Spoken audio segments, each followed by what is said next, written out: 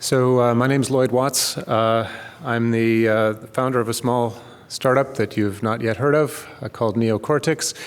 I'm trying to do something, an idea that's been around for a long time, to use mobile processors to do brain-like computation.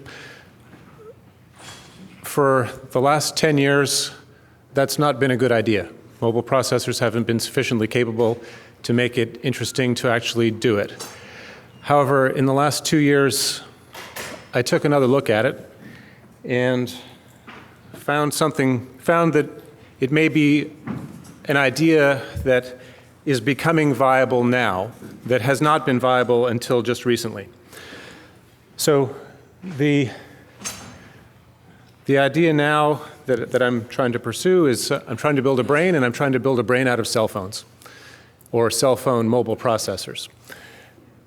It's going to require some kind of high-level cortical process that I'm showing there efficient computation, some high-level brain processing, some kind of sensing operations, some kind of actuator acting out in the world, the robotics, and some kind of learning process. The small platform that I have right now, the beginning scaling of something that can scale, is a collection of mobile phones, kind of like Google's early machine, a collection of PCs. Obviously, this is a very humble beginning with just a small number, but we can have as many of those as we want. So I'm doing it because I think it's interesting from a scaling point of view that mobile phones are being pushed very hard in the industry, and it may be possible to ride a wave of those over time that may allow us to succeed in some niches that might be surprising.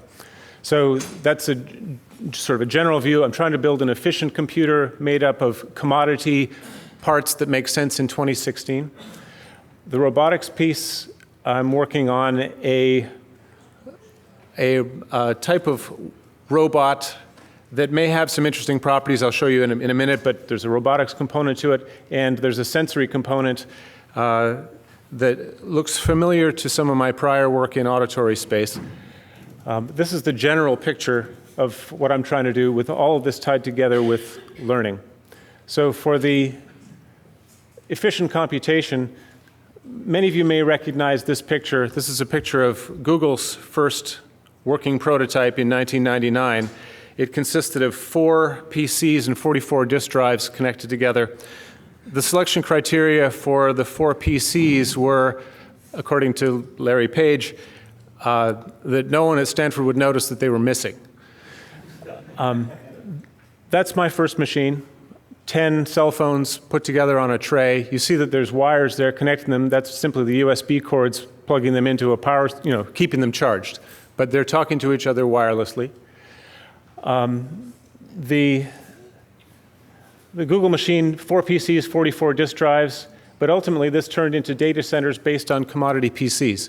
Now, when they started this in 1999, don't forget that there were companies like Sun and Oracle and Dell and HP that would have loved to sell them gigantic servers, and expensively so. But they said, no thanks, we'll just buy cheap commodity PCs and put lots and lots of them together. That's a wonderful idea, and obviously it's done extremely well for them. If you were to ask, what would you do if you were going to start a company like Google in 2016? Possibly you would start with commodity PCs. That's what they did. But I asked the question instead, what would you do? What would I do? Well, let me start with commodity phones instead and see what that looks like if we follow that idea to some sort of logical conclusion. So right now I'm starting with 10 cell phones conveniently located, mounted on a 19-inch rack. And I'll be able to have as many of those, like baker's trays with cookies in them.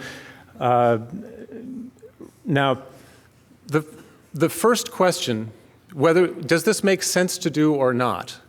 The first thing that I did when I tried this was, you got to measure, does this actually make sense from a power efficiency point of view? Are phones more efficient than PCs? If they're simply more expensive and they're less power efficient, then this is actually just a dumb idea.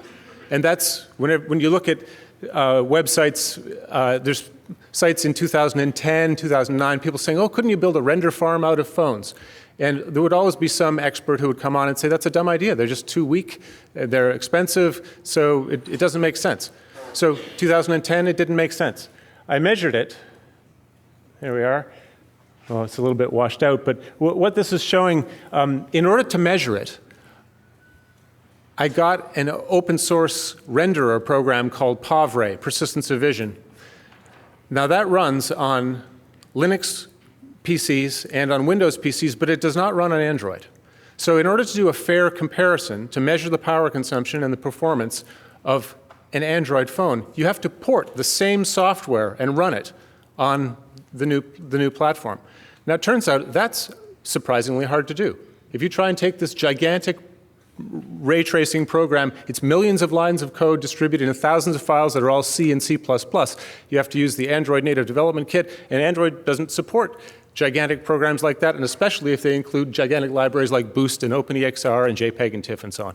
So it turns out some real skill is required in order to even do the benchmark. And for that reason, as far as I know, no one's done the benchmark. Murat introduced me to some folks at the Air Force Research Lab when I showed them my power consumption results, and they said, well, we've been wondering when somebody would show up with actual benchmarks to show this. The reason no one has is because it's so hard to even compare apples to apples, same code running on the two different kinds of machines. But it can be done if you extend Google's operating environment, development environment, and add support for those kinds of libraries. So I did. So those two screenshots on the right are pictures of PAVRE, the open source renderer, running on an Android phone and producing the rendered image. So it looks easy, but in fact, surprisingly difficult. But if you do that, then you could compare the phones against PCs. So I did that. Okay, 2 minutes, all right. So what this is showing here is the power consumption efficiency of a 2013 vintage phone. That's a Galaxy S4 compared to a 2000 vintage PC. And what this is showing is, well, it took 11 phones to equal one PC, and the amount of, in terms of time, it took 11 minutes to render an image that would take 1 minute on a PC, and the power consumption was about 1/10, so it was basically a wash. In 2013, this was a dumb idea. Phones weren't even as efficient as PCs. But before I abandoned it, I said, this was about 8 months ago, I said I should try this again, but now buy a new phone and buy a new PC. Try it again. And here's the surprising and interesting result. The PC, the 2015 PC, was almost the exact same power consumption as the 2013 one, but the phone was 4.5 times more efficient. It was now only 3 to 1, and it was less than half the power consumption per computation. So the net result is phones crossed over about 8 months ago. An idea that for the last decade has been a dumb idea suddenly has become an interesting idea. Phones are now 4.5 times more efficient and getting faster. If this trend continues, that would seem to extend that it's getting better. And this happened because we now have double precision hardware acceleration in the phone with 64-bit processors in octa-core phones. Okay, so it now makes sense to do it. This is just showing that you can get fast communications wirelessly with the phones. The robotics platform, if we're going to build a brain, we probably want to have a body to go along with it, and there's going to be applications for that. So I began working on a robot platform that has some surprising properties. Most robots, quadruped robots, look like dogs or spiders. But if you build them out of Cartesian X, Y, and Z actuators in the arms or in the legs, you can get something that operates and looks differently. Here's an animation of this robot with Cartesian actuators doing a turn, walking forward, doing another turn, and then about to walk upstairs. Now, the whole thing is made out of rectangular components. It doesn't look like a dog or a spider. It looks like a table. Now, and I like the reaction. If you're giving a bit of a giggle, like, yeah, this is kind of goofy looking, right? Good. No one is going to write, as Boston Dynamics has been getting in the press, Boston Dynamics and Google's terrifying robot from the future here to kill us all. That's been showing up in the press lately. If you have a domestic robot in your house to do tasks for you, like carry boxes up, 40-pound boxes up your stairs, I had to do that a few weeks ago, 40-pound boxes, up and down to move something in and out. That's something that looks just like a table. Might be less threatening, less like a robot apocalypse and more like something you might want to have in your house. Okay, so that's the basic idea. Is it just a simulation? No, I've actually got it working. At least, oh, sorry, here's the working prototype. X, Y, and Z, that would be Y, moving back and forth. Here is X, side to side, and Z, up and down, is up and down. And if you notice over here, there's the wireless control, and that's the battery making it all work. 30 bucks from Home Depot, that's the kind of thing you plug into a power drill. 12 volts just totally works. So a guy like me can just do this in a few weeks. I think I can build a working robot that, it's not as fully functional as Atlas. On the other hand, it's only had a couple weeks and a few $1,000s worth of investment. Okay, last thing. Let's just see if I can make it. The sensory processing, you can now do some pretty amazing things on a phone. I hope that the audio will work. We'll find out.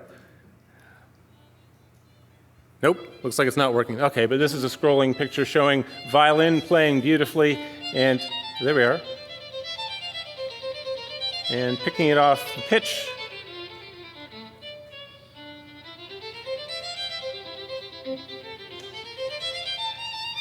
Just 5 seconds more of that. There we go.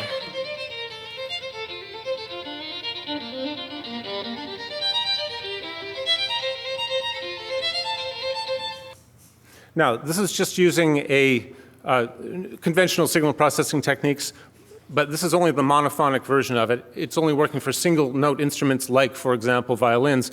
The polyphonic version of it, I expect to do in the next few months, and I expect to use a deep learning technique in order to achieve that, trained from data from the monophonic version.